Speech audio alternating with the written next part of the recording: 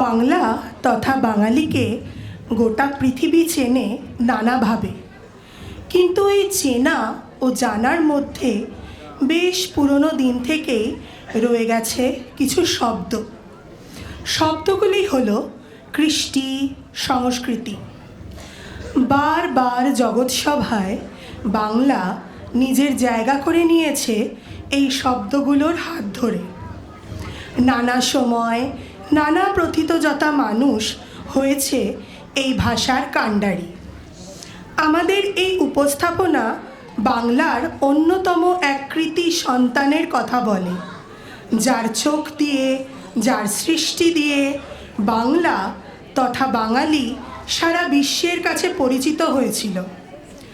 সার্ধশতবর্ষের দোরগোড়া পেরিয়ে এই বঙ্গসন্তান 1955 সালে যে চিত্রায়ণ বিশ্ব দরবারে তুলে ধরেছিলেন তা এক কিংবদন্তি, যুগোত্তীর্ণ চালচিত্র। বাংলা সাহিত্যের ভাঁড়ার যে কত মণিমুক্ত দিয়ে তৈরি, তার দিয়ে নিপুণ হাতে মালা গেঁথেছিলেন এই মানুষটি। এনে দিয়েছিলেন ভারতকে নানা আন্তর্জাতিক সম্মান, সর্বোপরি অস্কার। অনেকেই আমরা বুঝতে পেরেছি কে সেই বাঙালি। 1955 সালের বাংলা আর আজকের বাংলা অনেকখানি আলাদা, কিন্তু কোথাও বাঙালির সেই মনন বোধহয় এক রকম রয়ে গেছে। কোথাও যেন নিশ্চিন্তিপুর গ্রাম, অপু, দুর্গা বাঙালির হৃদয়ে নিজেদের আসন পাকাপাকিভাবে পেতে নিয়েছে। চোখ মেলে দেখলে আজও দেখতে পাই সেই উঠোন যেখানে ছোট্ট অপু খেলে চলেছে। বাঁশের এক কঞ্চি নিয়ে বাড়ির উঠোনে ছোট্ট অপু লাফিয়ে লাফিয়ে খেলে বেড়াচ্ছে আর নিজের মনে অনর্গল বলে চলেছে, সে কি ভীষণ যুদ্ধ! হাতি, ঘোড়া, কত কত সৈনিক, কেউ রথে চড়ে, কেউ হাতির পিঠে চড়ে যুদ্ধ করছে। সে এক ভীষণ যুদ্ধ, কুরুক্ষেত্রের যুদ্ধ। অপুর কথা শুনে সেখানে আসে অপুর দিদি দুর্গা। বলে ওঠে, ওরে ও পাগল ছেলে, কি বলে চলেছিস নিজের মনে? দিদি, কুরুক্ষেত্র কোথায় রে, যেখানে সেই মস্ত যুদ্ধ হয়েছিল? কেন, তুই জেনে কি করবি? ছোট্ট ছেলে, তুই যুদ্ধ করবি নাকি? তালপাতার সেপাই কোথাকার! নিয়ে চল না দিদি কুরুক্ষেত্র। সে কত দূর রে? সে অনেক দূর। ওই নীলুদের বাগান পেরিয়ে নিশ্চিন্তিপুরের শেষ সীমানায় ওই যে রেল লাইন, তার ওপারে যে উঁচু তালগাছ, যেখানে শঙ্খচিলটা উড়তে উড়তে হারিয়ে যায়, কুরুক্ষেত্র সেখানে, বুঝলি? নিয়ে যাবি দিদি? চল না রে পাগল একটা, আয় দেখি। আগে তো তোকে রাজপুত্রের মতো সাজিয়ে দিলে তোকে কত সুন্দর লাগবে দেখ, একদম রাজপুত্রের মতো। আয় আয়, তোকে সুন্দর করে সাজিয়ে দি। দেখ কি সুন্দর দেখতে লাগছে তোকে, একদম রাজপুত্র। আর শোন, দুপুরবেলা মা যখন ঘুমিয়ে পড়বে, চুপ করে আমরা বেরিয়ে পড়ব। একটা কথাও কিন্তু বলবি না, না হলে গাঁটটা খাবি। দুর্গা অপুর হাত ধরে রেল লাইনের দিকে ছুটে যায়। ছোট্ট ভাইকে সে বলে, দেখ অপু দেখ, রেলগাড়ি কেমন কালো ধোঁয়া ছেড়ে ঝিকঝিক করে যাচ্ছে। পাচ্ছিস দেখতে উঁচু তাল গাছটা? ওই দেখ।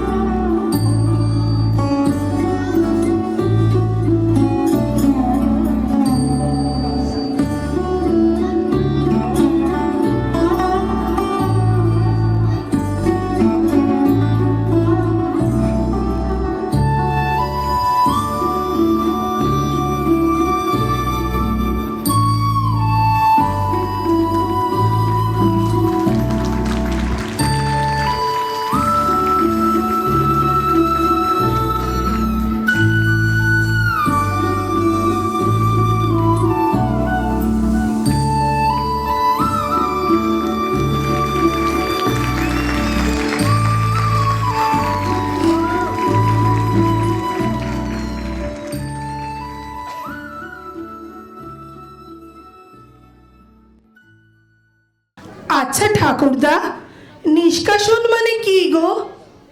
তা দাদু ভাই, এ যে একখানা কঠিন শব্দ, তুমি শুনলে কোথা থেকে? শুনেছি, তুমি বলো না ঠাকুরদা, এর মানে কি? এর মানে হলো কাউকে কোনো জায়গা থেকে বের করে দেওয়া। এবার বলো দেখি দাদু ভাই, কোথায় শুনলে তুমি এই কথা? একটা গল্পে, শ্রী উপেন্দ্র কিশোর রায়চৌধুরী মশাইয়ের লেখা গুপি গাইন বাঘা বাইন গল্পে। বাহ দাদু ভাই, তুমি তো দেখছি একখানা সোনার খনির হদিশ পেয়েছ। বলো না ঠাকুরদা, নিষ্কাশনের পর গুপি বাঘার কি হয়েছিল? আমলকি আর হরিতকি গ্রাম থেকে বিতাড়িত হয়ে ক্লান্ত পরিশ্রান্ত হয়ে গুপি আর বাঘা এক বাঁশ বাগানে এসে পড়ল। রাতে কখন যে ঘুমিয়ে পড়েছে তাদের খেয়ালও ছিল না। ঘুমের মধ্যে তারা দুজনে দেখল এক স্বপ্ন, কিন্তু সে কোনো যে সে স্বপ্ন নয়, সে ছিল খাস ভূতের রাজার স্বপ্ন।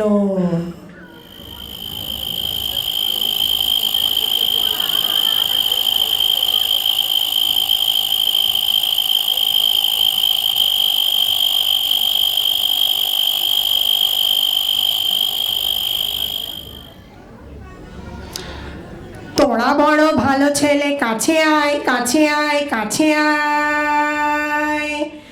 আপনি আমাদের চেনেন? আমাদের নাম জানেন রাজামশাই? নাম জানি, ধাম জানি, সব জানি। রাজা দিল দূর করে, ঠাঁই নাই, ঠাঁই নাই, কোথা যাবি জানা নাই, জানা নাই। হ্যাঁ রাজামশাই, আমাদের খুব দুঃখ। আমি আছি, আমি আছি, আমি আছি। ভূতের রাজা খুশি হয়ে দেবে তোরে 3 বার, 3 বার, 3 বার, শুধু 3 কোন বার। আমাদের খাওয়া পড়ার যেন কোনো অভাব না থাকে রাজামশাই। বেশ বেশ বেশ বেশ, হাতে হাতে তালি দিবি, এর হাতে ওর হাতে তালি দিবি। আমাদের বড় দেশ বেড়াবার শখ রাজামশাই। বেশ বেশ বেশ বেশ, জুতো জোড়া পায়ে দিয়ে কোথা যাবি মনে করে, এর হাতে ওর হাতে তালি দিবি, তালি দিবি, তালি দিবি। আর রাজামশাই, যদি একটু গান বাজনা করে লোকজনকে খুশি করতে পারতাম। হবে হবে হবে হবে, গান হবে, ঢোল হবে, সুর হবে, তাল হবে, লোকে শুনে বাবা বলে থেমে যাবে, থেমে যাবে, থেমে যাবে। এবার আমি আসি, আমি আসি, আমি আসি, আমি আসি, আমি আসি।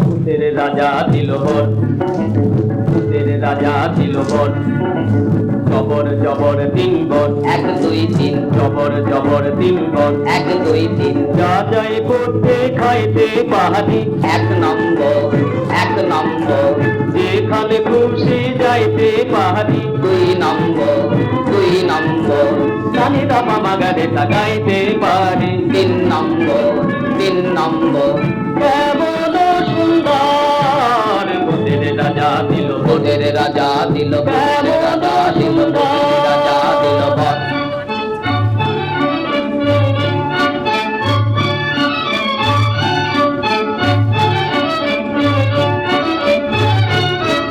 আহাভূত মহাভূত শিবাভূত কিম্ভূত, বাবাভূত ছানাভূত ঘোড়াভূত কানাভূত রাজাভূত পাকাভূত সোজাভূত বাঁকাভূত রোগাভূত মোটাভূত আদাভূত গোটাভূত আরো হাজার ভূতের রাজার বয়া ওদের উপর, আরো হাজার ভূতের রাজার দয়া ওদের উপর, ভূতের রাজা দিল বর।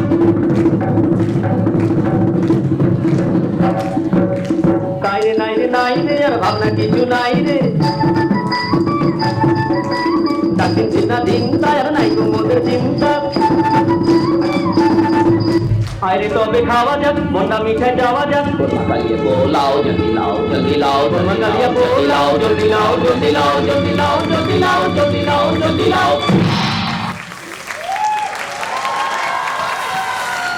সেই রাত আর সেই রাতের অন্ধকার সারা জীবনের মতো গুপি বাঘার জীবন থেকে মুছে গেছিল। ঠাকুরদার রচিত দুই চরিত্রের হাত ধরে শিশু চলচ্চিত্রে এক উল্লেখযোগ্য দৃষ্টান্ত স্থাপন করলেন পরিচালক মশাই। সুর দিলেন কিছু কালজয়ী সৃষ্টিতে। সুরের সঙ্গে ছন্দ ও তালও যুক্ত হলো বাদ্যযন্ত্রের হাত ধরে। বাংলার নিজস্ব বাদ্যযন্ত্র শ্রীখোল, ঢোল, দোতারা থেকে নির্মিত হলো অমোঘ সৃষ্টি, যা আজও ফেরে বাঙালির মুখে মুখে, যা গুপি আর বাঘাকে শিশুদের কাছে আরও গ্রহণযোগ্য করে তোলে। ভোরের আলোর মতো ঘুচে যায় রাতের সব অন্ধকার। শোনা যায়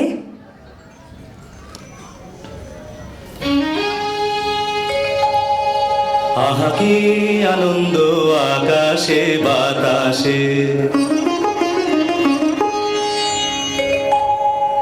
আহা কি আনন্দ আকাশে বাতাসে।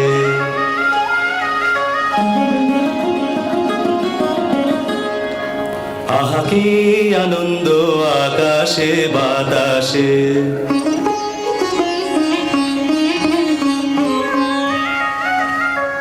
শাখে শাখে পাখি ডাকে কত শোভা চারিপাশে।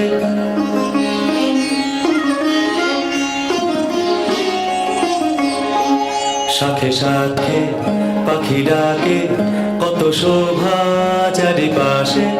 আহা কি আনন্দ আকাশে বাতাসে।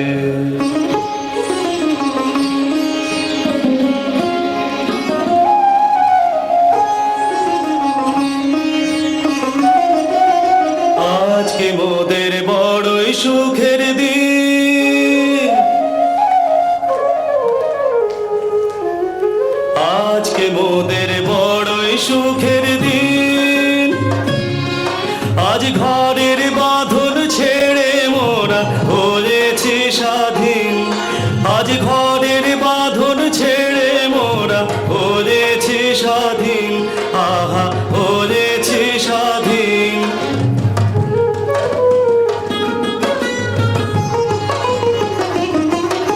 আজ আবার মোরা ভব ঘুরে মুলুক ছেড়ে যাব দূরে। আবার মোরা ভব ঘুরে মুলুক ছেড়ে যাব দূরে। করব ভুবন গানের সুরে, করব ভুবন গানের সুরে। পুরানো দিনের কথা আসে মনে, পুরানো দিনের কথা আসে মনে আসে, ফিরে আসে। আহা কি আনন্দ আকাশে বাতাসে। সাথে সাথে পাখি ডাকে কত শোভা চারিপাশে। আহা কি আনন্দ আকাশে বাতাসে।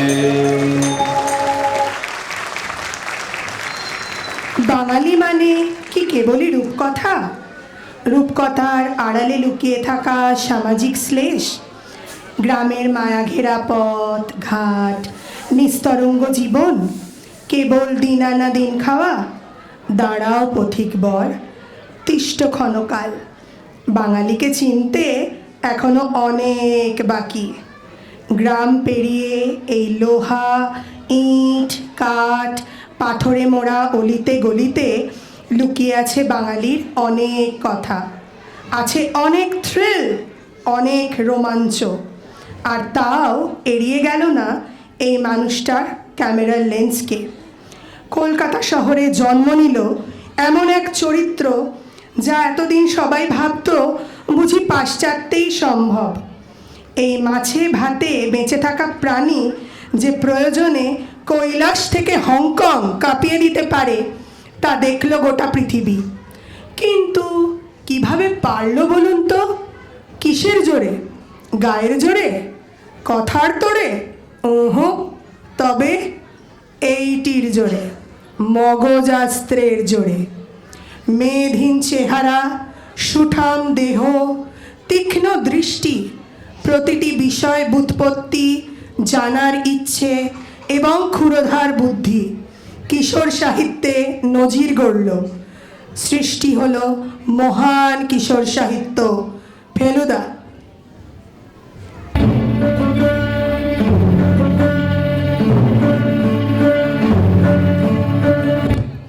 পুরনো এক পাড়া বেশ বড় একটা বাড়ির দিকে হেঁটে যাচ্ছে ফেলুদা আর তোপসে।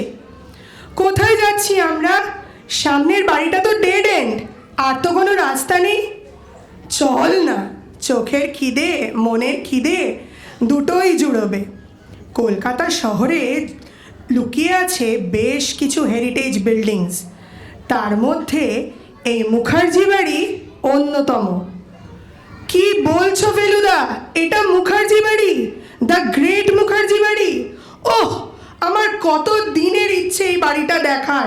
থ্যাংক ইউ ফেলুদা, আমাকে সঙ্গে নিয়ে আসার জন্য। এরকম কথার মাঝে হঠাৎ উল্টো দিক থেকে কেউ একজন ধাক্কা মেরে চলে যায় ফেলুদাকে। ফেলুদা তার পেছনে ছুট লাগায়, এক নিঃশ্বাসে ছুটে যায়। অপর দিক থেকে মুখার্জি বাড়ির দিক থেকে আওয়াজ শোনা যায়, কি হয়ে গেল, কি হয়ে গেল? তোপসে সেদিকে ছোটে গিয়ে দেখে ঘরের মেঝেতে এক বয়স্ক ব্যক্তি শুয়ে, হাতে চায়ের কাপ হাতে এক বৃদ্ধ ভৃত্য। তোপসে তাকে জিজ্ঞেস করে, কি করে হলো? ভৃত্য কেঁদে বলে, আমি তো বাবুর জন্য চা আনতে গেছিলাম, এসে দেখছি উনি এইভাবে মাটিতে পড়ে আছেন। জুতোর আওয়াজ শোনা যায়। ঘরে ঢোকে ফেলুদা। থমথমে পরিবেশ। দেহটির দিকে তাকিয়ে ফেলুদা তার চিরাচরিত ব্যারিটনে বলে, কাশীনাথ মুখার্জি না? তোপসে উত্তর দেয়, নো মোর। তার তীক্ষ্ণ দৃষ্টি দিয়ে ফেলুদা দেহের চারপাশটি দেখে, খুঁজে পায় একটা ছোট্ট কৌটো। পকেট থেকে রুমালটা বের করে কৌটোটাকে সেই রুমালে মুড়ে নাকের কাছে ধরে, গন্ধ পায় এবং বলে ওঠেন, এ যে ভীষণ চেনা গন্ধ, কাল্টিভেট করতে হচ্ছে। Challenge accepted.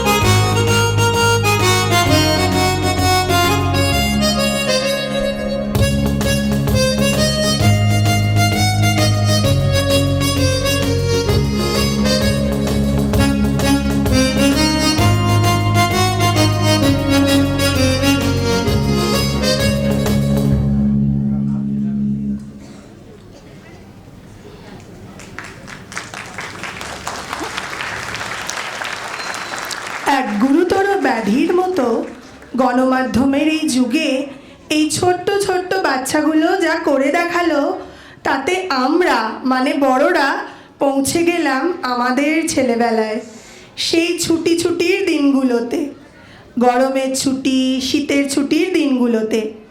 সেই দিনগুলো, সেই সময়, সেই অনুভূতি পূর্ণতা পাবে তখনই যখন আমরা সেই মানুষটিকে, সেই স্রষ্টাকে মনে করব।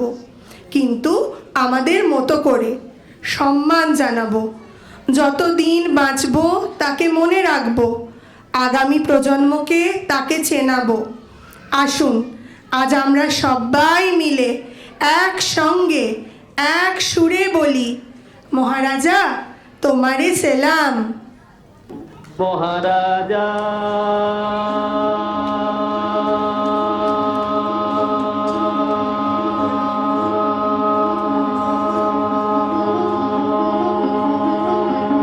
তোমারে সেলাম সেলাম সেলাম সেলাম, মোরা বাংলাদেশের থেকে এলাম, মোরা বাংলাদেশের থেকে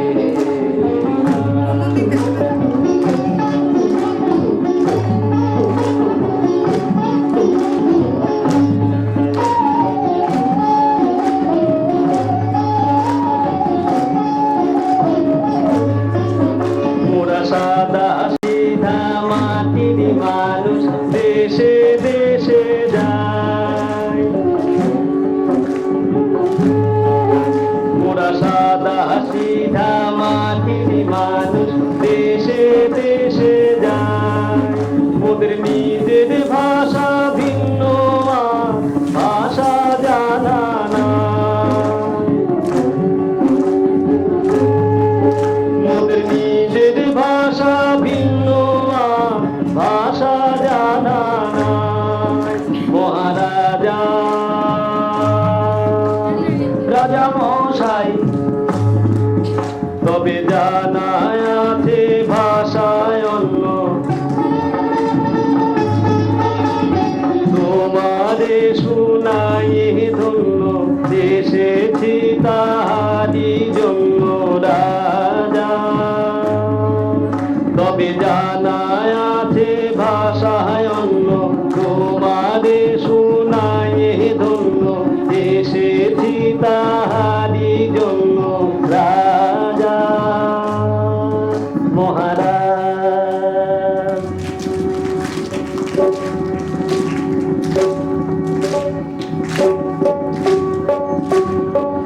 মোরা সেই ভাষাতেই করি গান, মোরা সেই ভাষাতেই করি গান, রাজা শোনো ভরে মনোপ্রাণ, রাজা শোনো ভরে মনোপ্রাণ,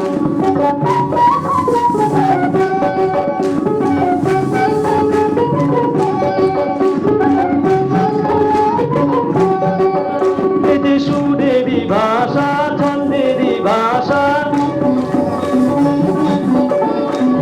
তালেরই ভাষা আনন্দেরই ভাষা, সুরেরই ভাষা ছন্দেরই ভাষা তালেরই ভাষা আনন্দেরই ভাষা, ভাষায় এমন কথা বলে বুঝে রে সকলে,